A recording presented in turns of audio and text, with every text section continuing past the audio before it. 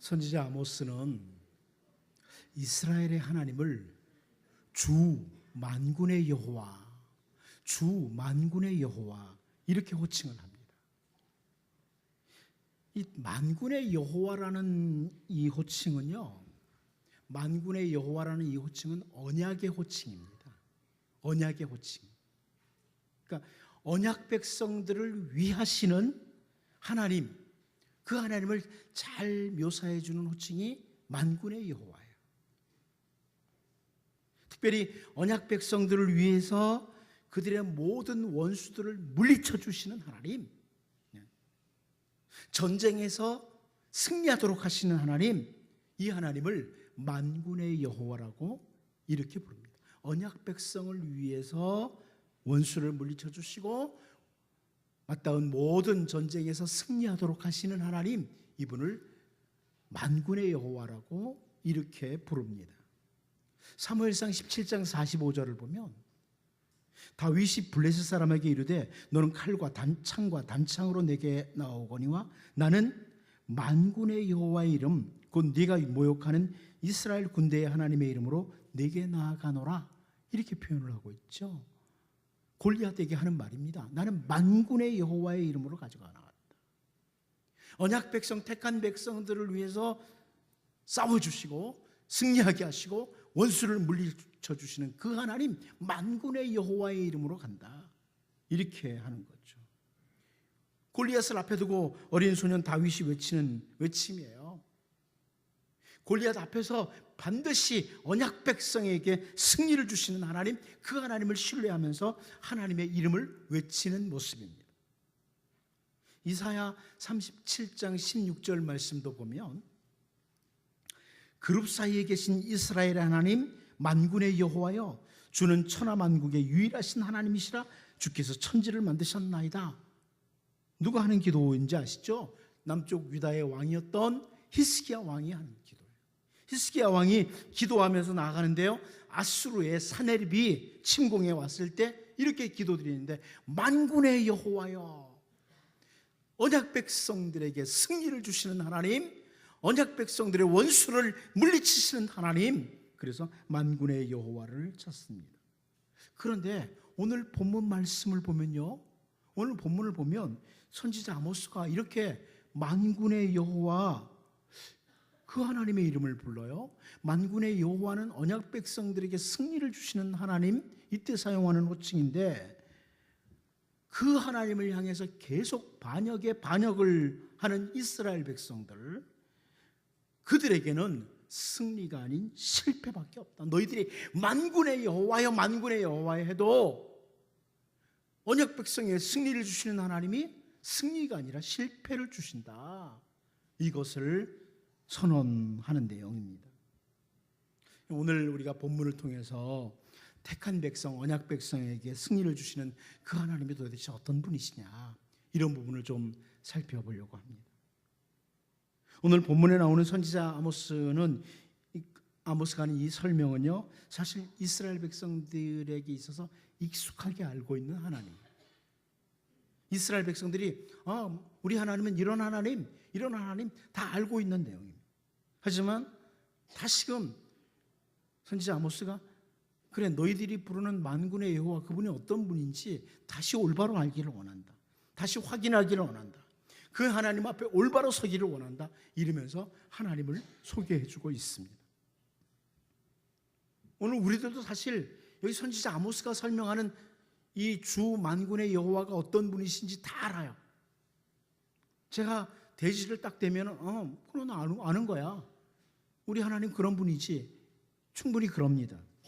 그런데 이스라엘 백성들이 하나님을 아는 것 같지만 제대로 알지 못했던 것처럼 다시 한번 하나님을 우리가 올바로 확인하고 그 하나님 앞에 올바로 서는 이런 은혜가 있기를 원합니다. 첫 번째, 우리는 하나님께서 손을 대실 때라는, 우리 본문 5절 같이 한번 읽어보도록 하겠습니다. 5절을 같이 봅니다. 시작. 주 만군의 여호와는 땅을 만져 높게 하사 거기 거주하는 자가 애통하게 하시며 그 온 땅이 강에 넘침같이 솟아오르며 애굽 강같이 낮아지게 하시는 이요. 먼저 선지자가 하나님을 설명하면서 하나님께서 땅을 만진다 이런 표현이에요. 하나님이 땅을 만진다. 만진다는 단어는 그냥 손을 댄다는 뜻이에요. 하나님이 손을 댄다. 하나님께서 이 땅에 엄청난 열을 가할 때 땅이 녹는 것이 아니라는 겁니다. 하나님께서 온 힘을 다 쏟아 부으실 때 땅이 녹는 것이 아니라는 겁니다. 그저 만군의 여호와께서 손을 대시면 땅이 녹는다. 이런 설명을 선지자 아모스가 하고 있는 거예요. 만군의 여호와께서 손을 대시면 이 땅 녹는다. 이런 말씀을 하는 거죠. 그 결과는 뭐냐면 그 땅에 거주하는 자들이 애통한다, 통곡을 한다. 이렇게 말씀을 하고 있습니다. 여러분, 하나님이 손을 대시면 땅이 녹고 그 땅에 거주하는 백성 통곡한다는 겁니다. 그러니까 여러분이 아무리 왕성하게 서 있다고 할지라도 하나님이 손을 대시면 녹습니다. 아무리 든든하게 집을 세웠어도요, 하나님이 손 대시면 녹습니다. 그러면 통곡하게 돼요. 그런 말씀입니다. 애굽의 바로가 아무리 막강한 힘을 가지고 있어도 하나님께서 그 언약 백성을 위해서 손을 대실 때 애굽의 바로가 꼼짝을 못합니다. 아무런 힘도 없는 자 같아요. 하나님이 손을 대시니까. 이스라엘을 괴롭히던 시스라의 군대에 대해서 사사기 4장 13절에 이렇게 말씀하죠. 시스라가 모든 병거 곧 철병거 900대와 자기와 함께 있는 모든 백성을 하루새 탁고임에서부터 기손강으로 모은지라. 막강한 군대지요. 철병거가 900대. 수많은 군사를 시스라가 몰고 왔습니다. 그런데 하나님께서 손을 대시니까요, 시스라가 걸어서 도망을 한다고 나옵니다. 시스라가 걸어서 도망을 하고 야에일이라고 하는 여인의 손에 그냥 죽임을 당하고 말아요. 아무런 힘도 못 쓰고 죽임을 당해요. 이렇게 손을 대시는 하나님, 만지시는 하나님, 이 만지시는 하나님이 이렇게 우리에게 손을 대실 때 우리가 녹아서 통곡을 하는 이런 경우가 있지만, 그 하나님이 손을 대실 때에 그때의 모습에 대해서 성경에서 다른 부분도 말씀합니다. 마태복음 8장 14절 15절에서 보면 예수께서 베드로의 집에 들어가사 그의 장모가 열병에 앓아 누운 것을 보시고 그의 손을 만지시니 열병이 떠나가고 여인이 일어나서 예수께 수종들더라. 주님이 베드로의 장모의 손을 만지시니, 손을 대시니 같은 말이죠. 예수님께서 베드로의 장모의 손을 대시니 열병이 떠나갑니다. 정리를 하면 이겁니다. 하나님의 손은요, 그 하나님의 손은 심판의 손이 될 수도 있지만 치료하시고 고쳐주시고 일으키시는 손으로 우리에게 나타날 수 있다는 말씀. 하나님이 심판의 손도 될 수 있지만 치료하시는 손, 일으켜주시는 손, 그리고 고쳐주시는 이런 손으로 나타날 수 있다는 거죠. 느헤미야나 에스라가 표현했던 것이 바로 하나님의 그 선한 손입니다. 선한 손. 느헤미야 2장 이제 18절만 좀 보면요, 또 그들에게 하나님의 선한 손이 나를 도우신 일과 왕이 내게 이런 말씀을 전하였더니 그들의 말이 일어나 건축하자 하고 모두 힘을 내어 이 선한 일을 하려 하며, 이렇게 말씀을 합니다. 하나님의 선한 손이 느헤미야에게 임한 겁니다. 하나님의 선한 손, 심판하시는 손이 아니에요. 하나님의 선한 손이 느헤미야에게 임하니까, 느헤미야를 도우니까 느헤미야가 선한 일을 할 수 있게 되는 거예요. 이렇게 되는 거죠. 여러분, 하나님이 그 북이스라엘 당시, 아모스 당시에 손을 대실 때 땅이 녹는다, 그러면 너는 통곡할 수밖에 없다, 이 말씀을 통해서 우리를 봐야 돼요. 나는 정말 하나님의 선한 손이 임하도록, 하나님의 심판의 손이 아니라 고쳐주시고 일으켜주시고 회복을 주시는 선한 손이 함께하는 이런 주의 백성.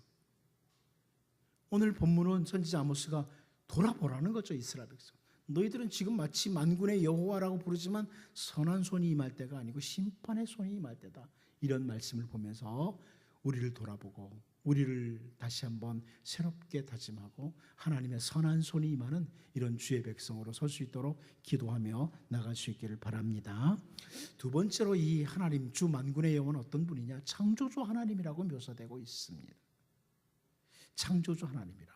우린 잘 아는 내용이죠. 우리 6절 같이 한번 보도록 하겠습니다. 6절을 같이 한번 읽어봅니다. 시작. 그의 궁전을 하늘에 세우시며 그 궁창의 기초를 땅에 두시며 바닷물을 불러 지면에 쏟으시는 이이니 그 이름은 여호와시니라. 자, 여기 선지자 아모스가 그의 궁전을 하늘에 세우시며 그 궁창의 기초를 땅에 두시며 이렇게 표현을 해요. 이 부분을 제가 다시 번역을 해보면, 이 부분을 다시 번역해보면 히브리어를 제가 이렇게 다시 직역을 해봅니다. 이렇게 됩니다. 하늘에 그의 윗방들을 지으시고 그의 궁창을 땅에 기초하시며. 예, 제가 볼 때 이렇게 번역하는 것이 옳다고 보여요. 더 이렇게 우리가 알아듣기 쉬운 번역이라고 봅니다. 이 말씀은 땅, 지구를 중심으로 온 세상을 창조하신 하나님. 여러분, 수많은 별들이 있죠. 그 중에 한 별에 우리가 살잖아요. 그런데 그 가운데 지구를 중심으로, 땅을 중심으로 온 세상을 창조하셨다는 것을 선지자 아모스가 이렇게 묘사를 하는 거예요. 온 세상을 창조하신 하나님은 바로 이 지구를 중심으로 세상을 창조하셨다. 이스라엘 하나님 주 여호와는, 만군의 여호와는 하늘 위에 윗방들을 지으시는 분이다. 땅까지도 창조하시는 분이신데, 그런데 어리석은 백성들이 창조주 하나님을 놓치고 거짓 신을 두려워하면서 거짓 신 앞에 경배하는 것, 이것을 안타까운 마음으로 지적하는 내용이죠. 선지자 아모스가 창조주 하나님이시다, 하늘에 그 윗방들을 지으신 하나님, 그 하늘 궁창을 땅에 기초해서 지으신 하나님, 그 하나님이 계시는데 너희들 이 땅에서 누구에게 경배하고 있느냐, 이런 지적을 하는 겁니다. 시편 104편 2절 3절 말씀을 보면요, 주께서 옷을 입음같이 빛을 입으시며 하늘을 휘장같이 치시며 물에 자기 누각에 들보를 얹으시며 구름으로 자기 수레를 삼으시고 바람날개로 다니시며, 이런 설명을 합니다. 하늘, 물, 구름, 바람 다 하나님이 주관하신다는 거죠. 그 모든 것들을 창조하신 하나님, 그 하나님을 시편 기자가 설명해 주고 있어요. 그런데 여러분, 이사야 44장 9절 10절 말씀을 보면 창조주 하나님과 대조를 나타나는 것이 우상이죠. 우상을 만드는 자는 다 허망하도다. 그들이 원하는 것들은 무익한 것이거늘 그것들의 증인들은 보지도 못하며 알지도 못하니 그러므로 수치를 당하리라. 신상을 만들며 무익한 우상을 부어 만든 자가 누구냐. 이 우상에 대해 설명해요. 사람들이 그 앞에 절하고 엎드리고 경배하는 우상들, 그거 다 사람이 만든 거라는 거예요. 뭐 만들어 놓고서 말이지 이게 신이라고, 이거 다 사람이 만든 거다. 그러나 우리 하나님은, 만군의 여호와는 창조주 하나님이시다. 하늘의 윗방들을 지으시고 땅을 기초로 궁창을 세우신 그 하나님이다. 창조주 하나님과 사람이 만든 우상과는 비교가 될 수도 없는데, 어리석은 이스라엘 백성들이 창조주 하나님을 놓치고 사람이 만든 우상 앞에 절을 하면서 창조주 하나님, 주 만군의 여호와 하나님을 거역하는 모습, 이걸 보고 선지자 아모스가 답답한 겁니다. 그래서 지적하는 내용이에요. 아니, 우리가 섬기는 하나님이 누구냐? 창조주 하나님이라고. 그런데 우리가 이 사람이 만든 우상 앞에 절하는 게 도대체 무슨 일이냐, 이런 거죠. 우리가, 제가 낮에도 그런 말씀 드렸지만, 이론적으로 머리로는 너무나 잘 알고 있는 게 뭐냐면 창조주 하나님이에요. 우리 하나님 창조하신 하나님, 이거 다 머리로 알고 있어요. 여러분도 창조주 하나님을 알잖아요. 우리가 섬기는 하나님은 창조주 하나님이세요. 이거 머리로는 다 알아요. 그런데 여러분, 사도 요한의 지적을 한번 볼까요? 요한복음 1장 10절 11절에서요. 그가 세상에 계셨으며 세상은 그로 말미암아 지은 바 되었을 때 세상이 그를 알지 못하였고 자기 땅에 오매 자기 백성이 영접하지 영접하지 아니하였으나 이 세상이 다 그분의 손에 지은받은 창조주 하나님 이거 알아요. 그런데 세상이 그를 알지 못했다고, 자기 땅에 오면 자기 백성이 영접하지 않았다고 이런 표현을 합니다. 창조주 하나님이신 것을 알면서도 삶의 자리에서는 그 하나님을 받아들이지 않는 거예요. 하나님이 삶의 중심이 아니라 오히려 돈이 삶의 중심이고 권력이 삶의 중심이고 명예가 삶의 중심이 되는, 그러니까 창조주 하나님 머리로는 아는데 삶의 중심에서는 다른 게 자리 잡고 있다는 말씀이에요. 그런 이 말씀은 다시 말해서 우리가 입으로는 창조주 하나님이라고 머리로는 창조주 하나님이라고 인식하지만 삶에서는 창조주 하나님을 받아들이지 않는, 창조주 하나님을 외면하는 이런 상황이 되는 거죠. 여러분, 남의 이야기가 아닙니다. 선지자 아모스의 지적이 옛날 그 북이스라엘 시대 그 사람들 이야기만이 아니에요. 어쩌면 우리들 가운데 상당수가 창조주 하나님이라고 머리로는 알지만, 이론적으로는 알지만 삶에서는 중심에 모시지를 못하는 겁니다. 여러분, 선지자 아모스가 이런 표현을 하는 것은 참 창조주 하나님을 너희들이 이론적으로만 알고 있구나. 그런데 그러지 말고 내 마음, 우리 가정, 내 모든 삶의 영역의 중심에 그 창조주 하나님을 영접하고 생각에 이르기까지 그 하나님을 따르는 주의 백성으로 살아야 된다. 이걸 보여주는 거예요.